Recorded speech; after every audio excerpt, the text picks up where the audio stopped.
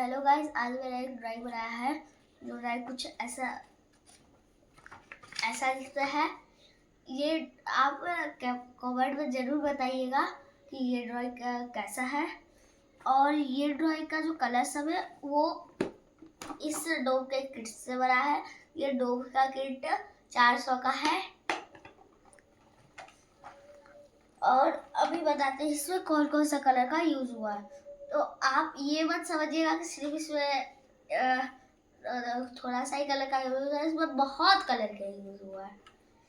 ये वाला कलर का भी यूज हुआ है, ये वाला कलर का भी यूज हुआ है, ये वाला भी कलर का यूज हुआ है, और ये वाला भी हुआ है, और ये वाला भी हुआ है।